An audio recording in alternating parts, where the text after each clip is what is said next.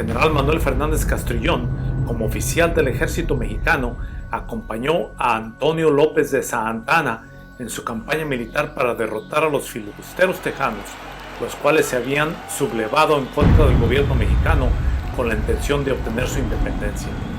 Cuando esta operación castrense arriba a las cercanías de San Antonio de Béjar y asedian la misión católica de San Antonio de Valero, mejor conocida como la Misión del Álamo, las tropas lideradas por el Napoleón del Oeste se preparan para atacar finalmente a los rebeldes atrincherados dentro del complejo.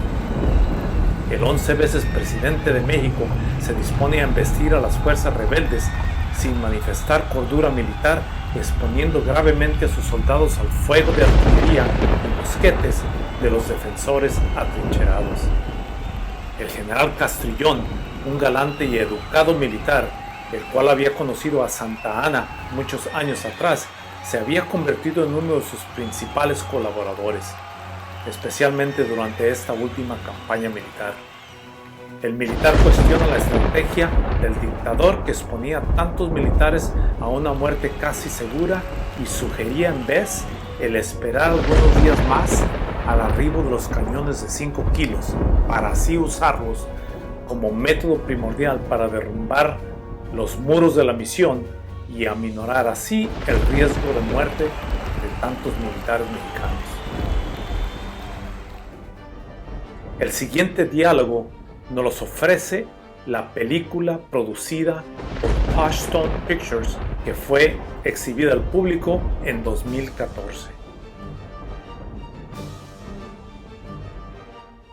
General Castrillón, ¿qué es la vida de los soldados sino una vida de gallinas?, pregunta Santa Anna. Responde Castrillón, ¿y si se rinden? Son piratas, no soldados, ni un solo prisionero, responde Santa Anna. General, hay reglas de gobierno, le responde el general Castrillón.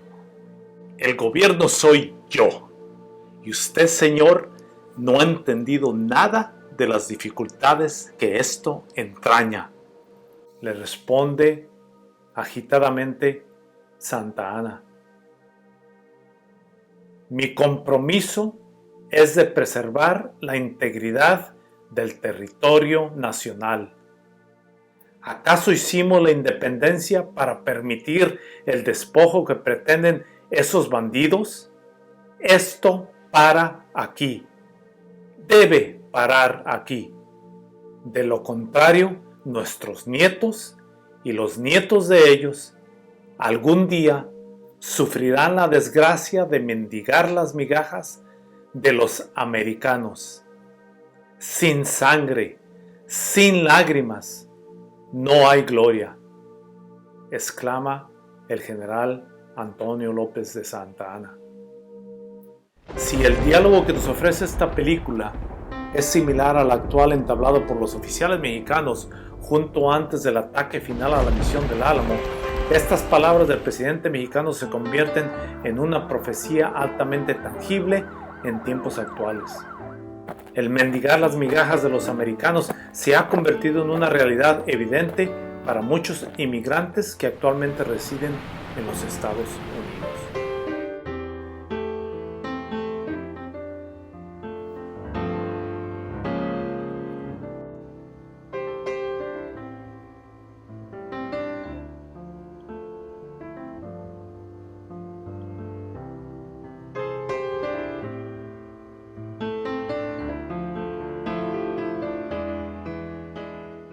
El grupo social dominante, el cual dictamina la mayoría de las legislaturas que gobiernan actualmente a la sociedad norteamericana, comenzó su desarrollo años antes de la batalla entre los rebeldes tejanos y el gobierno mexicano el 21 de abril de 1836.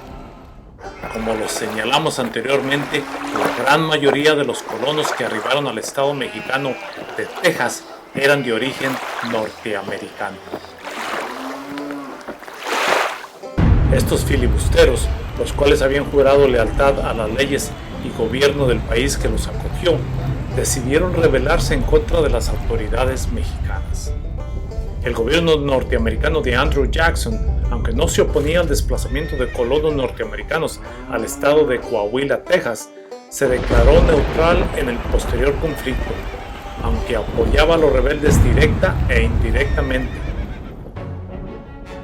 Años antes de esta instancia, la esclavitud, la cual prevalecía y acentuaba en las colonias originales de los Estados Unidos, era abolida totalmente por Vicente Guerrero el 16 de septiembre de 1829, aunque en realidad solo existía en Texas como resultado de los inmigrantes colonos norteamericanos.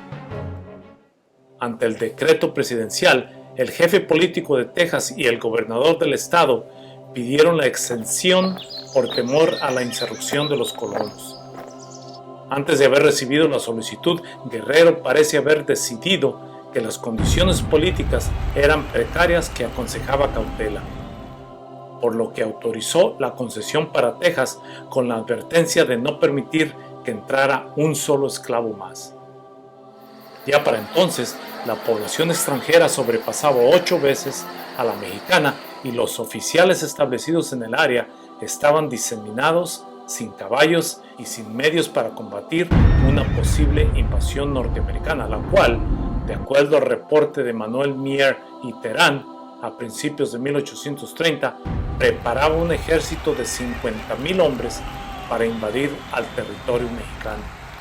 El informe, detallado en un anterior documental, relataba este alarmante y posible peligro. El 6 de abril de 1830, Lucas Alamán promueve una nueva ley de colonización, la cual instalaba el control de la colonización en manos de la Federación y prohibía la entrada de nuevos colonos norteamericanos. Mier, el cual se había esforzado enormemente en promover estabilidad en el estado, combinándolo con su deseo y preocupación por el futuro de los territorios, cedió a la enorme presión, frustraciones y desilusiones como resultado de los enormes problemas internos que experimentaba el país mexicano y se suicida. Poco tiempo después, Austin organiza a los colonos norteamericanos y, sin incluir a residentes mexicanos, organiza 2 convenciones intentando exigir al gobierno federal que otorgara ciertas concesiones a los colonos norteamericanos. Texas, como parte territorial del estado de Coahuila, exigía la abolición de la ley de colonización e insistía en que se le otorgara ciertos privilegios independientes de las legislaturas que gobernaban al resto de los estados mexicanos. Como respuesta, el vicepresidente Gómez Farías ordena la encarcelación de Stephen F. Austin. A raíz de la detención de Austin, Gómez Farías había ordenado que el coronel Juan Nepomuceno Almonte marchara a Texas para tranquilizar a los colonos.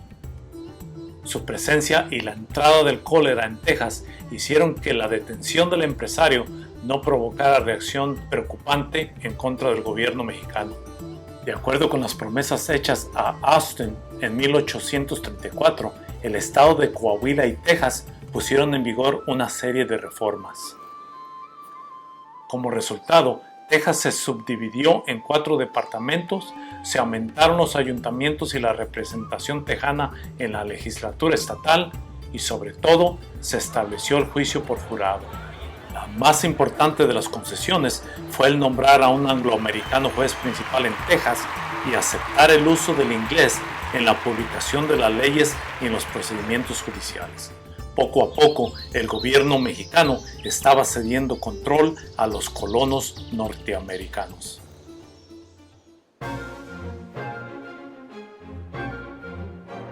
Subsecuentes eventos influyeron para que el liderazgo de Austin se redujera, formulándose una oleada de influyentes inmigrantes, de los que incluían a Sam Houston, exgobernador de Tennessee, los cuales se convirtieron en los nuevos líderes de los filibusteros norteamericanos. Para defender los derechos territoriales, el gobierno de México se vio precisado a promulgar un decreto que declaraba que los extranjeros que desembarcaren en algún puerto de la República, penetraren por tierra en ella, armados y con objeto de atacar nuestro territorio, serán tratados y castigados como piratas.